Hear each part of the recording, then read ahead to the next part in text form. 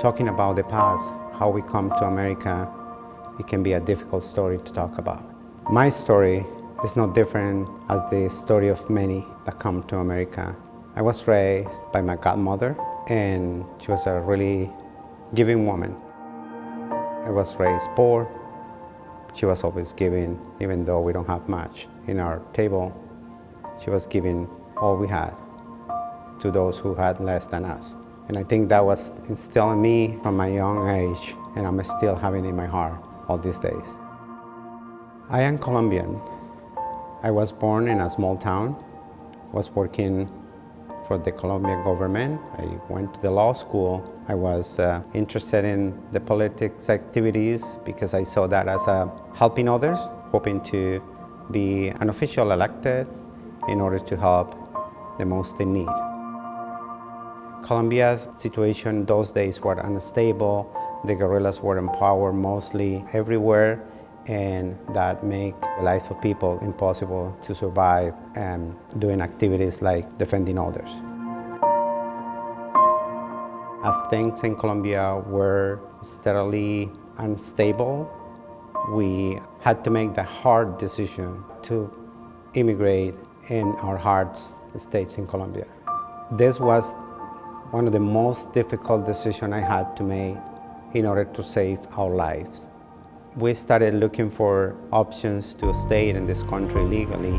Those days, couldn't speak a word in English, and I knew that presenting a case was impossible if you don't speak the language. We were looking for services and for someone to help us. We were lucky enough to find an organization called El Programa Hispano that was part of Catholic Charities of Oregon.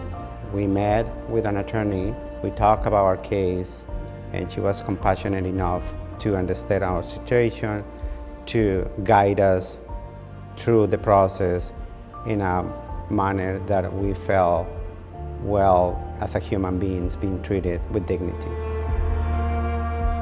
So having someone who guides you, who tell you what is the system and represent you could be the difference between having a successful case and being able to keep your family together or face a deportation process that send you back home where is facing death or separation from your family.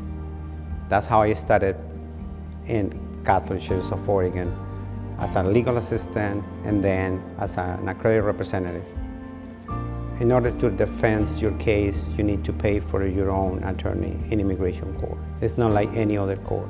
It's difficult to represent yourself even if you speak English. Our team here in ILS are just doing the job of simplifying the process, the legal process for these immigrants and refugees. We are working along with them to let them to speak up for themselves, to tell the story, and we put their cases in front of the judges and the immigration system in order to prevent their family separation. But more importantly, for them to know that they have been seen and that they matter. We could open the door and keep the door open. If you come to volunteer, we can have you here as a donor. We can have you here as a supporter. Remember, saving lives is what keeps us here. And we will continue doing this if you help us to keep the door of Catholic Charities of Oregon Immigration Legal Services Program running for so many years more. Someone opened the doors for me and I was able to be safe. My obligation is to continue opening those doors legally for those who need the service.